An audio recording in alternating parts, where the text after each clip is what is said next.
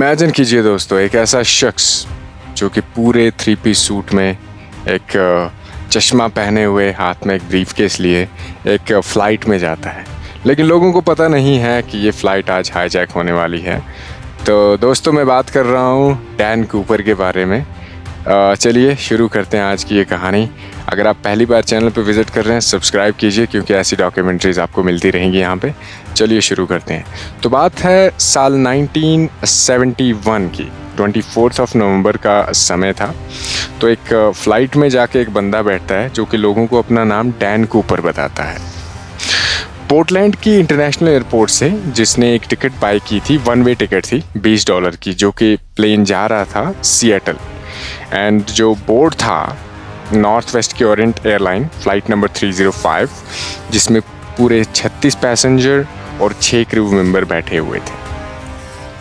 Plane के take off होने के बाद कूपर एक एयर होस्टेस मौजूद वहाँ पे जो थी, फ्लोरेंस, उसको बुलाता है और उसे एक नोट थमाता है कि एंड उसको लगता है शायद कि ये मेरे साथ छेड़छाड़ कर रहा है, तो वो इसे इग्नोर करती है। तो कूपर उससे कहता है, मिस, आई थिंक आपको ये पढ़ लेना चाहिए, मेरे पास एक पॉम है। एंड वो अपना ब्रीफ केस खोल के उन्हें थोड़ी वो तारें वगैरह दिखाता है, स्टिकर्स वगैरह दिखाता है और उनसे कहता है कि वो आप मेरे साइड पे बैठ जाएं। एंड कामली वो डिमांड करता है कि मुझे $2 लाख चाहिए और साथ में 4 पैराशूट्स। जैसे ही फ़्लाइट लैंड करेगी सिएटल में, मुझे ये सब कुछ चाहिए। तो उसके बाद फ्लोरेंस जो है वहाँ कॉकपिट में जाके पायलट्स को ये बात बताती है। वो बहुत ही बहादुर थी बाय द वे। एंड तब तक टीना मकलोक, एक दूसरी फ़्लाइट अटेंडेंट जो वहाँ पे बैठती है, वो इंस्ट्रक्शन देती है अब कॉकपिट से कूपर को। मज़े की बात तो ये है दोस्तों कि कूपर ने किसी भी शख्स को नुकसान नहीं पहुँचाया, यहाँ तक कि किसी को शक भी नहीं हुआ कि ये बंदा हाईजैकर है।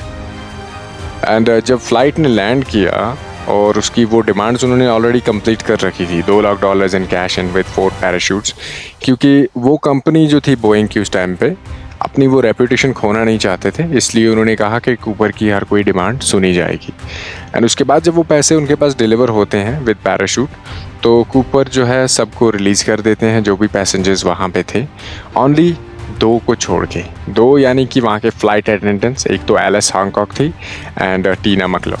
वो फिर से ऑर्डर करता है पायलट्स को कि फ़्लाई करो मैक्सिको सिटी के ऊपर से, लो ऑल्टीट्यूड में विद स्लो स्पीड, एक ऐसी जगह जहाँ पे थोड़ा अंधेरा हो।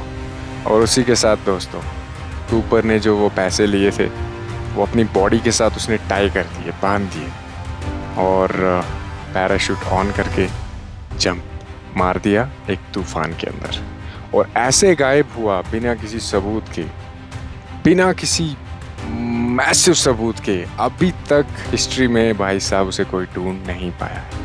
बहुत सारे रिसर्च वगैरह हुए FBI से, ना उसकी बॉडी मिली, ना पैराशूट मिला और ना ही कभी कूपर का कोई भी क्लू मिला।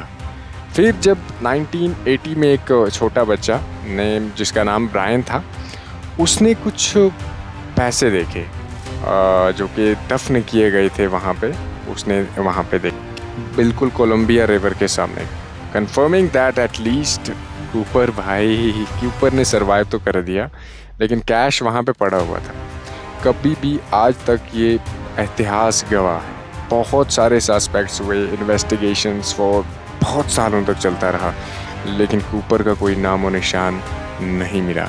इसीलिए इसे कहा जाता है कि ये एक ऐसी मिस्ट्री है, एक ऐसा इतिहास है अमेरिका की हिस्ट्री में, एक ऐसा क्राइम, अनरिजॉल्व्ड क्राइम, जो कि अभी तक कोई रिजॉल्व नहीं कर पाया दोस्तों। अगर आपको ये कहानी पसंद आई तो ऐसी और सी कहानियाँ मैं लेके आऊँगा आपके लिए। उसके लिए लाइक, शेयर एंड सब्सक्राइब कीजिए। बहुत बहुत शुक्रिया। Thank you.